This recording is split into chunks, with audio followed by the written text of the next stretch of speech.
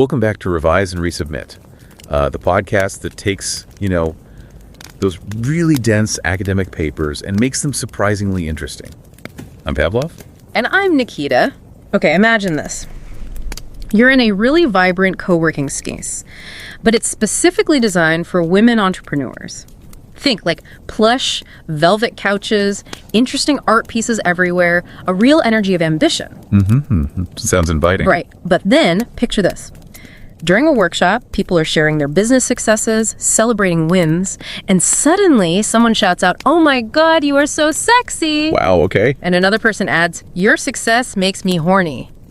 How do we even begin to make sense of moments like that in what's supposed to be a professional setting? It's a really fascinating question, isn't it? And it cuts right to the heart of what this research explores. It shows how even in these, intentionally created professional spaces, sexuality isn't just ignored or absent. Right. It's actually there and is being actively negotiated. And that leads to some really surprising, sometimes even contradictory outcomes. That's kind of the core thing we're exploring today. And just so you know, this discussion is drawing from a summary that was actually generated by an advanced AI large language model. It's based on a real article published in the Organizational Studies Journal. Which is a huge deal. It really is. For anyone maybe not familiar, Shared Journal is incredibly prestigious. It's recognized as one of the top 50 business and management journals globally, the FT50 list, so serious stuff. Absolutely.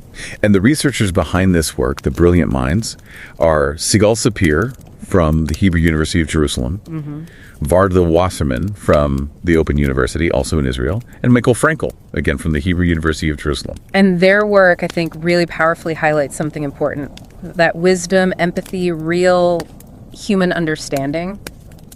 You can't just optimize for those things, right? No, not at all. They're lived, they're experienced, they're constantly being, figured out and negotiated in real life. Exactly. And for those of you listening, maybe if you're just starting out on your own research journey, perhaps thinking about a thesis or a project, think of this conversation as maybe a bit of a guide.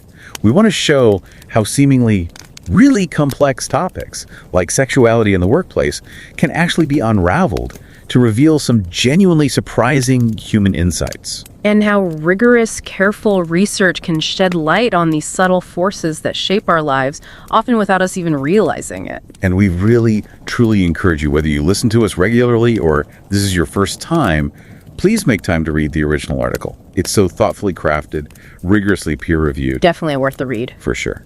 The link is right there in the show notes for you. Easy to find. Okay, so let's get into it. Our starting point here is this idea: sexuality. Now, researchers define it quite broadly, as this whole range of pleasurable feelings, sensations, emotions. And it profoundly shapes our experiences, even at work. But it's so often overlooked, isn't it, in discussions about professional life? It really is. It's often treated as something totally separate, something to be left at the door. But this research really highlights its central role, even if it's often understated, in how organizations actually function. And there's a history here, especially within feminist thought, this sort of tension around sexuality. That's right. A long-standing debate, really. Is sexuality a tool for empowerment? A way for individuals, especially women, to reclaim agency? Or does it, perhaps unintentionally, end up reinforcing existing power dynamics, keeping us tied to traditional ideas about gender and power? And that tension becomes really clear when you look at workplaces. Traditional offices often just assume heteronormativity. Right? Absolutely. It's often built right into the culture, sometimes even subtly embedded in the physical design of the space itself. The researchers really focused on that, didn't they? How traditional workspaces can subtly exclude women. What were some examples they highlighted? Oh, they gave some really specific, vivid examples from the source material. They observed workspaces clearly catering to young men. Things like taps of flowing beer. Right, the classic tech startup vibe. Exactly. Ping pong tables, arcade games, even posters glorifying quite violent macho movies like Fight Club or Pulp Fiction. Wow. And some places even had slogans like, "If it's really funny, it's probably harassment." Which is, it sends a pretty clear message about the prevailing culture. Yeah, it absolutely signals who belongs and maybe who doesn't feel quite so comfortable. And this is where that concept of spacing becomes so important. It's not just seeing space as like a box things happen in. Right. It's dynamic. It's a process, right? An ongoing production. It involves planning, yes, but also how people use their bodies in the space, their embodied experiences. And the constant negotiation of what the space even means. Exactly. And the core idea in this study is what they call spacing sexuality. So understanding how sexuality is actively created, manifested, and negotiated in these specific environments. And specifically, looking at it as potentially a means of liberation for women in these alternative spaces. Which leads directly to the central question they were trying to answer. How is sexuality spaced, manifested, and experienced through all these constant negotiations and tensions, specifically within these alternative, women-oriented workspaces? It's about getting into the nitty-gritty, the lived reality of how these places actually work on a day-to-day basis. So to dig into that, the researchers chose these women-oriented co-working spaces, WOCWS. The whole point of these places is to create safe, supportive environments for women entrepreneurs. Right, explicitly challenging the sexism that can often be found in more traditional gender-mixed settings. And the study focused on two specific places, Artemis in Tel Aviv and Enlightenment in New York. What's really interesting there is, despite being in totally different cities, different countries even, they had a lot in common. Both were for-profit businesses, but they were explicitly women first. And they also kind of function as social clubs, too. Ah, okay, so business and community mixed together. Exactly. With this overarching goal of empowering women. So how did they actually study these places? How did they get the insights? Well, it wasn't about surveys or statistics. It was a qualitative approach, really trying to understand the human experience from the inside. They called it a collective case study method. Okay. Which involved a huge amount of time spent just being there. Over 530 hours of participant observation. Wow. Just watching, taking notes. Watching, yes, but also participating. Right. Capturing social interactions, how people moved, the feel of the place, the aesthetics, all of it. And observations alone aren't always enough, right? No, exactly. So they combined that with 40 in-depth interviews. They talked to the founders, employees, and members, mostly women, but also a few men who are members there too. So getting lots of different perspectives. A really rich picture, yeah. And then how do you make sense of all that data? 500 hours of notes and 40 interviews. That's a lot. It is. They used a really careful, layered analysis process. Things like thematic analysis for the interview transcripts, looking for recurring ideas and concepts. They also classified the bodily practices they observed. Okay. And for the visuals, the decor, the art, they used what they called an archaeological approach, trying to dig into the underlying meanings. It's like reading the symbols in the space. Kind of, yeah. And importantly, they used a dialogic technique. Basically, they talked to the participants about the sensuous visuals they saw. They didn't just interpret it themselves. Ah, so asking people directly, what does this image mean to you? How does it make you feel? Exactly. It shows how they built their understanding piece by piece, connecting what they saw, what people said, and what people felt. It's a great example for anyone doing research how you build a solid understanding from raw data. Okay, so with all that careful work behind it, let's get to the main findings. What did they actually discover about these spaces? Well, the big picture finding is this kind of fascinating tension. On one hand, these WOCWS are definitely a feminist project, right? They're trying to challenge traditional ideas about women's sexuality and roles. Creating something new. But at the same time, they're operating in the real world. They're businesses, often startups, grappling with the pressures of the entrepreneurial landscape, which itself has certain expectations. So kind of push and pull? Exactly, a duality. Yeah. They found these spaces were constructing this kind of new ideal woman entrepreneur, someone who's both soft, gentle, nurturing, but also has, and this is a direct quote, go out and get it sperm qualities. Oh, that's quite a phrase. It really is. And this dynamic tension, this constant negotiation between these different poles, that's what they labeled spacing sexuality. And they broke that down into three main areas, three sort of dialectics or tensions. The first one was about spacing sexuality through the dialectics between emotional nurturing and sexual femininities. And this showed up mostly in the aesthetics, right? The look and feel of the place. Precisely. It's about how the spaces visually integrate these two seemingly contrasting images of femininity. They literally build it into the design, creating what the researchers called an architecture of complexities. What did that look like in practice? Well, specific examples include things like combining a really home-like design, soft couches, bookshelves, maybe cozy corners. Comfortable, nurturing. Right. And putting that right alongside elements of a nightlife design, think bold colors, maybe a prominent bar area. Interesting mix. Yeah, and it gets even more specific. The sources mention fabrics like velvet or things that feel like fur, very tactile, and large, striking art images depicting women in quite sensual ways. Sensual how? Things like an image of two women in what was described as a suggestive kiss, or a photo of a topless woman in water, or just a close-up of slightly parted lips. Quite provocative imagery. But it wasn't straightforward, was it? There were different ways people interpreted these things. Absolutely crucial point. The researchers didn't just say, okay, this art is sexualizing. They presented the different interpretations they gathered. For instance, one designer's intention was apparently about love is doing, fostering closeness and intimacy between the women. Okay, so not necessarily purely sexual. Or Liz, one of the founders, saw it as a feminist act reclaiming the female body as art, deliberately taking it away from just being for male consumption or lust. I see. And this duality showed up in language too, right? Not just visuals. Yes, definitely. They found examples of words being redefined within the space, like the word bitch being reframed positively as a woman who confidently expresses her opinion. Or gold digger playfully becoming gold digger, even drinking glasses that said, it takes balls to be a woman. Okay, so a deliberate reappropriation of language and imagery, playing with these different ideas of femininity. Exactly. It's complex, not simple. Now, the second tension they identified was about spacing a safe space through the dialectics between vulnerable and pleasure-seeking feminine sexualities. This was less about the look and more about how people behave, the embodied practices. So WOCWS were meant to be safe spaces, separating sexuality from danger or unequal power. Yeah. But what happened instead? Well, they did aim for that dissociation from danger. But in doing so, the research suggests they also kind of reconnected sexuality with pleasure, and sometimes even with a certain kind of aggression or forwardness. How did that play out in people's behavior? The examples are quite vivid. Women complimenting each other in ways that were explicitly sexual, like someone saying how a shirt looked good on her breasts. Okay. Or a woman talking about keeping her phone in her bra and noticing when it vibrates. Oh. There are also descriptions of, more daring physical touches between members and very open, intimate discussions about sexual experiences or fantasies maybe happening out on the balconies. It sounds like a very different atmosphere from a typical office. Definitely.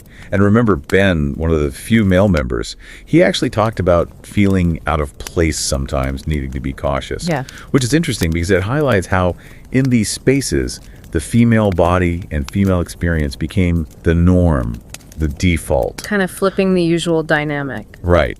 And Naomi, a female member, really captured this feeling of freedom. She said, here, I'm a woman who allows herself to go wild. But it wasn't all positive, was it? Mm-hmm. The research raised some critical points here, too. It did. There was a concern that, despite the best intentions, some of these behaviors could paradoxically end up reproducing sexist dynamics. Like what? Like potential objectification, but this time directed towards men. There was an example given of a woman showing colleagues a photo of a male stripper she'd hired as a client, and other women making sexual comments about him.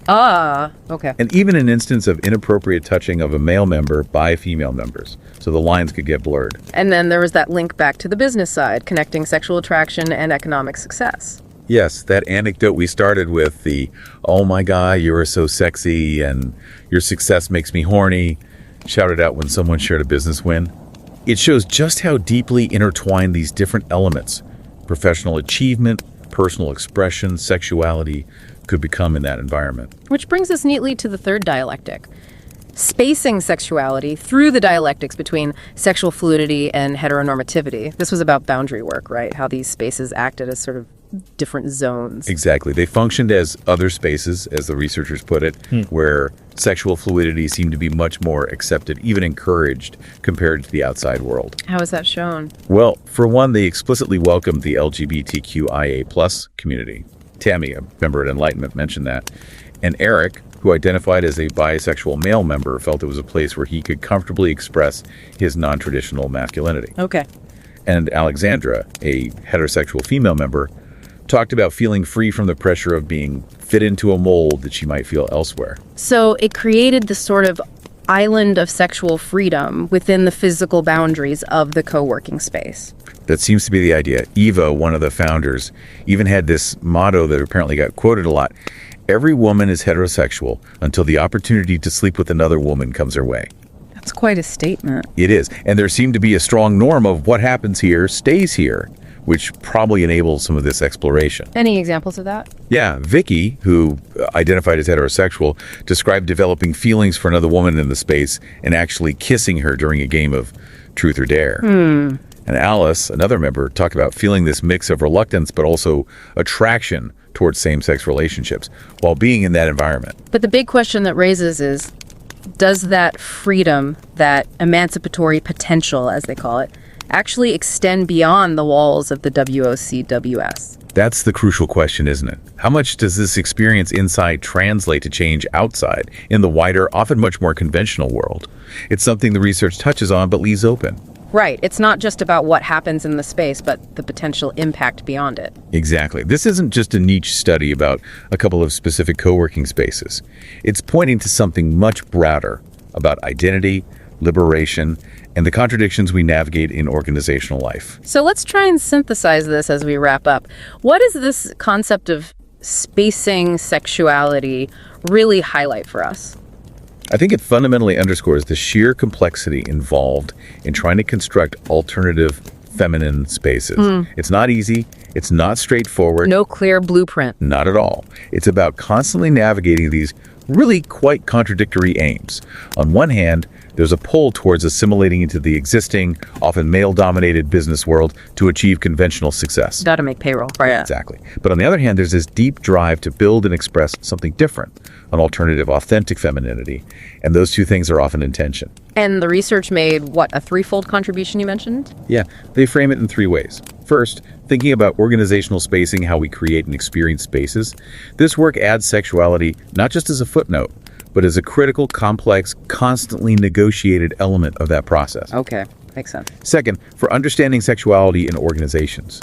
It shows that bringing sexuality back into the picture, or resexualization, isn't just some managerial trick to boost productivity. It can actually reshape gender identities, though, as we've seen, the results are often ambiguous, maybe even problematic. Right. Not always straightforwardly empowering. And third, regarding organizational gender regimes, the broader patterns of gender relations. This study shows how these WOCWS actively challenge the traditional, often hypermasculine ideals of entrepreneurship. They allow women to embody a more fluid identity, one that can move between, say, toughness and softness. So ultimately, the takeaway isn't, here's the right way to design a feminine space. Definitely not. It's more that designing any space that tries to be truly different is this constant, messy, tension-filled process of negotiation. It embodies that architecture complexity we talked about. It's fluid, it's dynamic, it keeps evolving. And that idea that spaces shape us in complex ways that extends way beyond just these specific co-working environments, doesn't it? Oh, absolutely. Right. This research really invites you, invites all of us to think of any environment we spend time in. Our homes, our regular offices, maybe your favorite coffee shop, even public spaces like parks. How are they subtly spacing our identities? How are they influencing how we feel, how we behave, maybe even how we define ourselves? Often through these unspoken rules, these aesthetic choices, these social norms, we don't even consciously notice. What signals are your daily spaces sending? Exactly. What's shaping your experiences and perceptions in ways you haven't maybe stopped to consider before? This work isn't about finding some optimized formula for human understanding. It's about appreciating it, experiencing it in all its lived, messy complexity. That is a really powerful thought to leave people with. And if this conversation has piqued your interest, even just a little bit, Please do check out the original article. we really encourage it. It's thoughtfully written, rigorously researched, and there's so much more detail than we could cover here. As we mentioned, the link is right there for you in the show notes. And don't forget to subscribe to Revise and Resubmit on Spotify and Apple Podcasts. Until next time, keep those minds curious, keep questioning, and keep revising and resubmitting.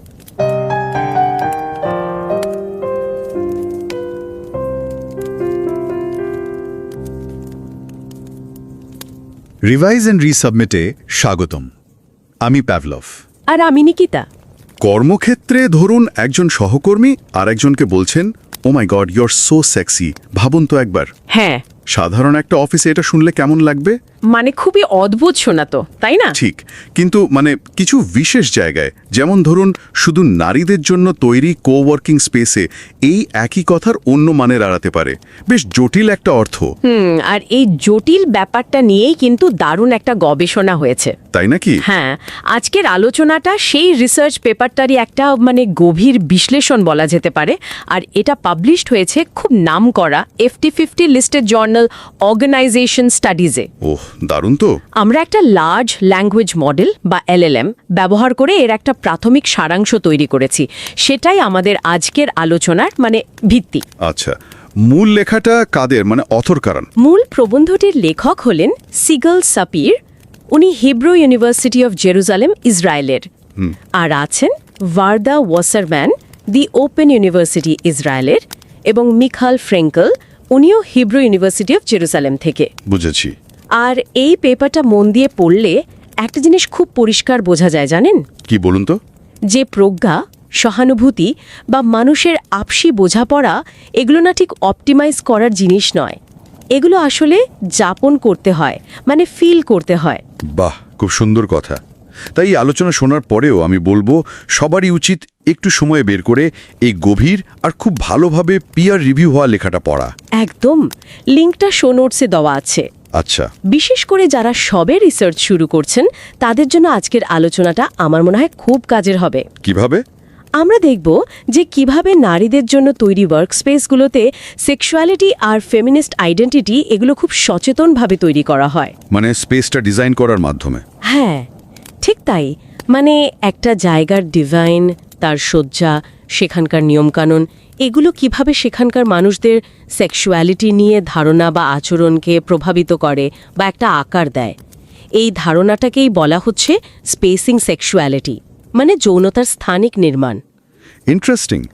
এমনিতেই তো work প্লেসে sexuality নিয়ে খুব একটা কথা হয় না, আর যা হয় তা প্রায়শই বেশ গতানুগতিক, মানে হেটেরোনর্মেটিভ ধারণার ওপর ভিত্তি করে। একদম। তো এই নারীকেন্দ্রিক জায়গাগুলো কি সেই ধারণাগুলোকে একটু চ্যালেঞ্জ করছে? ঠিক এই পয়েন্টটাই পেপারটা ধরছে। মানে এই রিসার্চ দেখাচ্ছে যে এই বিশেষ কোওয়ার্কিং স্পেসগুলো কিভাবে তৈরি হচ্ছে, যেখানে একদিকে নারী উদ্যোক্তাদের সফল হওয়ার জন্য দরকারি পরিবেশ তৈরির চেষ্টা আছে, আবার অন্যদিকে চিরাচরিত লিঙ্গীয় ধ্যান ধারণাকেও প্রশ্ন করা হচ্ছে। এখানেই স্পেস, সেক্সুয়ালিটি আর জেন্ডারের মধ্যেকার যে টানাপোড়েন, সেটা খুব স্পষ্ট হয়ে ওঠে। ফেমিনিস্ট চিন্তাভাবনার জগতেও তো সেক্সুয়ালিটি নিয়ে নানা মত, তাই না? কেউ হয়তো ভাবেন এটা এম্পাওয়ারমেন্টের টুল। হ্যাঁ, আবার কেউ মনে করেন এটা আসলে ক্ষমতার যে খেলাটা চলছে সেটার সাথেই যুক্ত। ঠিক। আর সাধারণত কর্মক্ষেত্রে কি দেখা যায়, হয় সেক্সুয়ালিটিকে চেপে রাখার চেষ্টা হয়, মানে ডিসেক্সুয়ালাইজেশন, অথবা কখনো কখনো এটাকে ম্যানেজমেন্টের কৌশল হিসাবেও ব্যবহার করা হয়, রিসেক্সুয়ালাইজেশন। কিন্তু এই নারীকেন্দ্রিক জায়গাগুলো এই ব্যাপারটা নিয়ে কি করছে, সেটাই এই গবেষণার মূল ফোকাস। আচ্ছা, তো গবেষণাটা কোথায় হয়েছে, কোন কোন জায়গার ওপর? এটা হয়েছে দুটো নারীকেন্দ্রিক কোওয়ার্কিং স্পেসের উপর। একটা তেল আবিবে, সেটার নাম আর্টেমিস, আর অন্যটা নিউ ইয়র্কে, নাম এনলাইটেনমেন্ট। ও, বেশ নামকরা শহর। হ্যাঁ, আর রিসার্চাররা নিজেরা সেখানে বেশ কিছুদিন ধরে মেম্বার হিসেবে ছিলেন, মানে পার্টিসিপেন্ট অবজারভেশন করেছেন, আর প্রায় 40 জন ব্যবহারকারী, প্রতিষ্ঠাতা, কর্মীদের ইন্টারভিউ নিয়েছেন। এটা তো বেশ গভীর কাজ তাহলে। অবশ্যই। এই জায়গাগুলোর ঘোষিত উদ্দেশ্য ছিল নারীদের ব্যবসার প্রয়োজন মেটানো, তাদের এগিয়ে যেতে সাহায্য করা, আর চিরাচরিত কর্মক্ষেত্রের যে লিঙ্গ বৈষম্য তা থেকে একটা সেফ স্পেস তৈরি করা। কিন্তু রিসার্চে একটা মূল কনফ্লিক্ট বা দ্বন্দ্বের কথা বলছেন আপনি? হ্যাঁ, ঠিক। প্রতিষ্ঠাতাদের মধ্যে একটা টানাপোড়েন দেখা গেছে। একদিকে তারা চাইছেন নারী উদ্যোক্তাদের এমনভাবে তৈরি করতে যাতে তারা পুরুষতান্ত্রিক বিজনেস ওয়ার্ল্ডে সফল হতে পারে, মানে যাকে বলে টাফ হতে শেখানো। হ্যাঁ, কিছুটা সেরকম। কখনো কখনো তথাকথিত ম্যাসকিউলিন বা পুরুষালী গুণাবলীর ওপর জোর দেওয়া হচ্ছে, কিন্তু একই সঙ্গে তারা আবার বিদ্যমান যে জেন্ডার নর্মস সেগুলোকে ভাঙতেও চাইছেন। বেশ কন্ট্রাডিক্টরি তো। একদম। আর এই দ্বন্দ্বটাই ফুটে উঠছে স্পেসিং সেক্সুয়ালিটি প্রক্রিয়ার মাধ্যমে, মানে জায়গার ডিজাইন আর ব্যবহারকারীদের অভিজ্ঞতার মধ্যে 3টে মূল ডায়ালেকটিক বা টানাপোড়েনের থিম দেখা গেছে। আচ্ছা, প্রথমটা কি? প্রথমটা হলো আবেগপ্রবণ যত্নশীল নারীত্ব, বনাম সেক্সুয়ালি আবেদনময় নারীত্ব। এটা বোঝা যায় জায়গার সাজসজ্জা বা এস্থেটিক্স দেখলে। মানে কিরকম? একদিকে দেখবেন খুব বাড়ির মতো আরামের পরিবেশ, নরম সোফা, বইয়ের তাক। আবার অন্যদিকে নাইট ক্লাবের মতো একটা উত্তেজনা তৈরির চেষ্টা, কড়া রং, ভেলভেটের ফার্নিচার, এমনকি বার কাউন্টারও আছে। ওয়াও, দুটো একেবারে উল্টো জিনিস। ঠিক। আর এর সাথে যোগ হয়েছে বেশ বোল্ড আর্টওয়ার্ক, যেমন ধরুন প্রায় চুম্বনরত দুজন নারীর ছবি বা টপলেস নারীর মূর্তি, রহস্যময় নারীর পোর্ট্রেট। ইন্টারেস্টিং। এমনকি কিছু চালু সেক্সিস্ট কথা, যেমন বেচ গোল্ড ডিগার বা ধরুন ইট টেক্স বলস টু বি এ ওমেন, এইগুলো লেখা গ্লাস বা আয়না ব্যবহার করে সেগুলোকে যেন একটা নতুন মানে দেওয়ার চেষ্টা করা হয়েছে। সব মিলিয়ে একটা বেশ জটিল নান্দনিকতা তৈরি হয়েছে। বুঝতে পারছি। আর দ্বিতীয় টানাপোড়েনটা? দ্বিতীয়টা দেখা যাচ্ছে শারীরিক অভিব্যক্তির মাধ্যমে, মানে অরক্ষিত নারী যৌনতা বনাম আনন্দ সন্ধানী নারী যৌনতা। এটা কিরকম? এখানকার নিরাপদ পরিবেশে নারীরা বেশ খোলাখুলি একে অপরের সৌন্দর্য বা সেক্স অ্যাপিলের প্রশংসা করছেন, নিজেদের মধ্যে খুব ব্যক্তিগত বা অন্তরঙ্গ বিষয় নিয়েও আলোচনা করছেন, এমনকি সকলে মিলে নাচছেনও, যেমন ফ্লেমিঙ্কো নাচের অনুকরণে। বাহ, এটা তো বেশ এম্পাওয়ারিং শোনাচ্ছে। হ্যাঁ, একদিকে এটা পারস্পরিক নৈকট্য আর ক্ষমতায়ন বাড়াচ্ছে ঠিকই, কিন্তু কখনো কখনো আবার পুরুষদের প্রতি সেক্সুয়াল অবজেক্টিফিকেশন দেখিয়ে ক্ষমতার যে চিরাচরিত সমীকরণ, সেটাকেই যেন উল্টে দেওয়ার একটা চেষ্টা দেখা যাচ্ছে। যেমন ধরুন ব্যবসায়িক সাফল্যকে সেক্স অ্যাপিলের সঙ্গে যুক্ত করা। ওই যে শুরুর মন্তব্যটা, ও my god your so sexy, এটা হয়তো সেই রকমই কোনো মুহূর্তে বলা। আচ্ছা আচ্ছা, এবার কানেক্ট করতে পারছি। আর তৃতীয় টানাপোড়েন? তৃতীয়টা হলো অভিজ্ঞতা স্তরে। সেক্সুয়াল ফ্লুইডিটি বা যৌন তারল্য বনাম হেটেরোনর্মেটিভিটি, মানে বিষমকামিতাই স্বাভাবিক, এই ধারণা। মানে এই জায়গাগুলো LGBTIQ+ ফ্রেন্ডলি। হ্যাঁ, খুবই। এবং সেক্সুয়াল আইডেন্টিটির নানা দিক এক্সপ্লোর করতে উৎসাহিত করা হয়।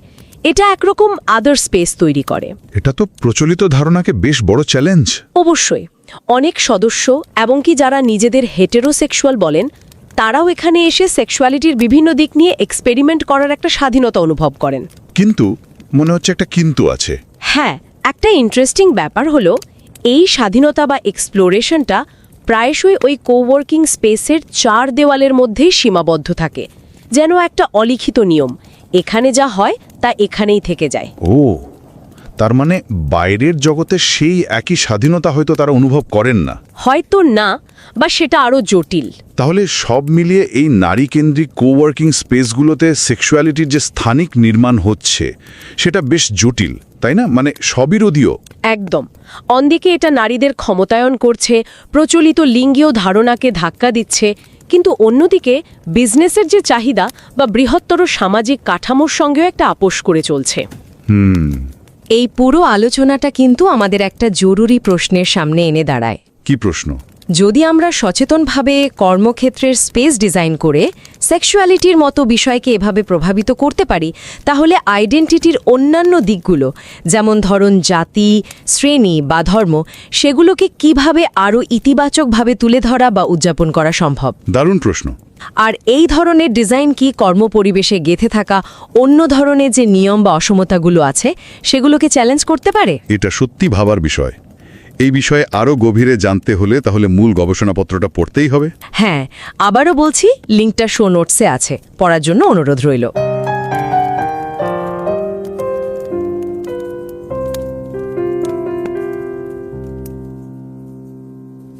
नमस्कार। रिवाइज एंड रीसबमिट में आपका स्वागत है। मैं हूं पावलोव और मैं हूं निकिता। सोचिए, एक महिला उद्यमी है, अपनी व्यावसायिक सफलता के बारे में बता रही है, और तभी कमरे में मौजूद दूसरी महिला एकदम उत्साह से कहती है, अरे वाह, तुम कितनी सेक्सी लग रही हो। हाँ, ये सुनने में थोड़ा अचानक लगता है ना? बिल्कुल। और ये जो पल है, ये असल में महिलाओं के लिए बने खास को-वर्किंग स्पेसेस पर हुई एक स्टडी से सामने आया है। सही कहा। और आज हम जिस पर बात कर रहे हैं वो प्रतिष्ठित ऑर्गेनाइजेशनल स्टडीज जर्नल में छपे एक बहुत गहरे लेख का विश्लेषण है। इसे हमने एक एडवांस AI टूल, मतलब लार्ज लैंग्वेज मॉडल की मदद से समझाया। अच्छा। और ये जर्नल, पता है, बिजनेस और मैनेजमेंट की दुनिया के टॉप 50 अकाडमिक जर्नल्स में से एक है। FT50 लिस्ट में आता है। अरे वाह, तो काफी महत्वपूर्ण काम है ये। इसके लेखक हैं सिगल सैपिर और मिशेल फ्रैंकल, दोनों Hebrew university of Jerusalem Israel से हैं, और वार्डा वासरमैन जो द ओपन यूनिवर्सिटी इजराइल से हैं। और सच कहूं तो इस तरह के जो गहरे अध्ययन होते हैं ना, उन्हें पढ़ना इस बात को पक्का करता है कि ज्ञान, सहानुभूति और मानवीय समझ, इनको किसी फॉर्मूले में नहीं बांधा जा सकता। हाँ, मतलब ये चीजें जी जाती हैं, ऑप्टिमाइज नहीं की जाती। बिल्कुल, इन्हें असल में जिया जाता है। इसीलिए हम तो बस यही गुजारिश करेंगे कि इस विचारशील और बारीकी से समीक्षित लेख को पढ़ने के लिए सब लोग समय जरूर निकालें। हमने लिंक शो नोट्स में दे दिया है। हाँ जरूर, और खासकर वो लोग जो अकादमिक रिसर्च में नए हैं या शायद लिंग, कामुकता या वर्कप्लेस जैसे विषयों पर अपनी रिसर्च जर्नी शुरू कर रहे हैं, उनके लिए। हाँ, उनके लिए हमारी आज की ये बातचीत शायद ये समझने में मदद करेगी कि ये अनोखी जगहें कैसे डिजाइन की गई हैं और ये इन विषयों के बारे में क्या बताती हैं। तो चलिए इन जगहों को थोड़ा और समझते हैं। ये दिखती कैसी हैं असल में? इनमें एक दिलचस्प मिश्रण है। अच्छा, कैसा मिश्रण? एक तरफ तो बहुत आरामदायक घर जैसा माहौल है, जैसे नर्म सोफे, करीबी महसूस कराने वाली बैठकें। दूसरी तरफ थोड़ी बोल्ड, मतलब नाइट लाइफ वाली चीजें भी हैं, जैसे मखमली फर्नीचर, थोड़ी नाटकीय रोशनी, कहीं कहीं बार भी। हाँ, सुनने में ऑफिस कम कोई फैंसी लाउंज ज्यादा लग रहा है। बिल्कुल। और उदाहरण के लिए सोफे के पास आपको थोड़ी बोल्ड कलाकृतियां दिख सकती हैं, या फिर शीशों और गिलासों पर कुछ मजेदार, थोड़ी उत्तेजक वाक्य लिखे मिल सकते हैं। जैसे बिच, यहाँ इसका मतलब थोड़ा अलग है, मतलब आत्मविश्वास से अपनी बात रखने वाली महिला, या गोल्ड डिगर, या it takes balls to be a woman. अच्छा, तो ये जो पूरा डिजाइन है, ये आखिर क्या हासिल करना चाहता है? इसका मकसद क्या है? देखिए, यहाँ आकर्षक बात यह है कि ये डिजाइन एक जटिल किस्म की स्त्रीत्व को गढ़ता है। जटिल स्त्रीत्व? हाँ, मतलब वो जो पारंपरिक सोच है ना कि देखभाल करने वाला स्वभाव और यौन रूप से मुखर होना, ये दोनों अलग अलग चीजें हैं। कि या तो आप केयरिंग होंगी या बोल्ड। बिल्कुल, उस सोच को ये चुनौती देता है। ये मानता है कि महिलाएं एक ही समय में पोषण करने वाली और यौन रूप से आत्मविश्वासी हो सकती हैं। इससे आप एक तरह से जटिलताओं की वास्तुकला कह सकते हैं। इसका दोहरा लक्ष्य है, एक सपोर्टिव माहौल बनाना और साथ ही महिलाओं को मुश्किल बिजनेस वर्ल्ड के लिए तैयार करना। और यहाँ बात और भी दिलचस्प हो जाती है जब हम देखते हैं कि लोग यहाँ बर्ताव कैसे करते हैं, मतलब अंदर का माहौल कैसा है। यहाँ महिलाएं काफी आजाद महसूस करती हैं। आजाद किस तरह से? जैसे वो खुलकर एक दूसरे के लुक्स की तारीफ करती हैं, बहुत निजी अंतरंग कहानियां साझा करती हैं, यहाँ तक कि कभी-कभी थोड़ा कामुक अंदाज में नाचती भी हैं। अच्छा, ये वो चीजें हैं जो शायद मिले जुले दफ्तरों में करना थोड़ा मुश्किल होता है। हाँ, वहाँ ये थोड़ा जोखिम भरा या असहज माना जा सकता है। इसे यहाँ एक मजबूत महिला भाईचारे की तरह देखा जाता है। लेकिन क्या इसका कोई दूसरा पहलू भी है? हाँ, जैसा अक्सर होता है, इस आज़ादी का एक दूसरा पहलू भी है। ये कभी-कभी थोड़ी विपरीत दिशा में भी चली जाती है। मतलब? जैसे पुरुषों का वस्तुकरण करना, यानी उन्हें सिर्फ उनके लुक्स या सेक्स अपील के नजरिए से देखना, या फिर सफलता को सीधे तौर पर सेक्सी होने से जोड़ देना। अच्छा, जैसे वो शुरू वाला किस्सा था, तुम्हारी सफलता मुझे उत्तेजित करती है। बिल्कुल वही। तो ये एक महत्वपूर्ण सवाल खड़ा करता है ना कि क्या ये सशक्तिकरण की कोशिश कहीं ना कहीं पुराने ढर्रे पर ही तो नहीं लौट रही? सही कहा। क्या स्थापित नियमों को चुनौती देते हुए हम अनजाने में उन्हीं चीजों को नए रूप में दोबारा तो नहीं बना रहे? यहाँ ये बहस है कि क्या कामुकता को व्यक्त करना हमेशा ही सशक्तिकरण होता है, या ये मौजूदा पावर डायनामिक्स को और मजबूत कर सकता है? हाँ, भले ही अनजाने में, ये एक बड़ा सवाल है। इन जगहों की एक और खासियत है, वो है तरलता और सीमाएं। ये अक्सर अलग अलग तरह की कामुकताओं का स्वागत करती हैं, और यहाँ तक कि यौनिक तरलता, मतलब फ्लूइडिटी के साथ प्रयोग करने को भी बढ़ावा देती हैं। जैसे वो मैनेजर वाली बात कि विषम लैंगिकता तो बस एक अस्थायी दौर है। हाँ, मजाकिया अंदाज में ही सही, पर यह उस सोच को दिखाता है। ये एक तरह का यौन स्वतंत्रता का द्वीप जैसा बन जाता है। अगर हम इसे थोड़ी बड़ी तस्वीर में देखें तो ये वर्कप्लेस की जो पारंपरिक विषम लैंगिकता है ना, मतलब वो आम धारणा कि सब विपरीत लिंग के प्रति ही आकर्षित होते हैं, उसको ये चैलेंज करता है। लेकिन इसमें भी कोई सीमा है? हाँ, अक्सर एक अनकहा नियम होता है। यहाँ जो होता है यही रहता है। अच्छा, मतलब बाहर की दुनिया अलग है। बिल्कुल। ये जो सीमा है ये एक तरफ तो अंदर एक अलग संस्कृति बनाने और दूसरी तरफ बाहर की पारंपरिक व्यावसायिक दुनिया में तालमेल बिठाने की जरूरत के बीच का तनाव दिखाती है। तो इस सब का क्या मतलब निकलता है? सार क्या है? सार ये है कि ये स्थान सिर्फ दफ्तर नहीं है, ये एक तरह के प्रयोग हैं। प्रयोग, हाँ। ऐसे माहौल बनाने की प्रयोग जो महिलाओं, काम और कामुकता के बारे में हमारी पुरानी सोच को बदलने की कोशिश करते हैं। ये समर्थन को महत्वाकांक्षा के साथ मिलाते हैं और बाहरी दुनिया की सच्चाइयों का सामना करते हुए अंदर के नियमों को चुनौती देते हैं। बिल्कुल। ये अध्ययन हमें दिखाता है कि हमारे आसपास का माहौल, हमारी जगह हमें कैसे आकार देती हैं। लेकिन ये हमें सोचने पर भी मजबूर करता है। क्या ऐसे खास तौर पर बनाए गए स्थान वाकई हमें लिंग और सफलता के बारे में समाज की गहरी मान्यताओं से आजाद कर सकते हैं, या फिर वो अनजाने में उन्हीं ढांचों को दर्शाते हैं या शायद मजबूत भी करते हैं जिन्हें वो चुनौती देना चाहते हैं? हाँ, बस शायद नए तरीकों से। ये एक ऐसा सवाल है जिस पर आगे और सोचा जा सकता है।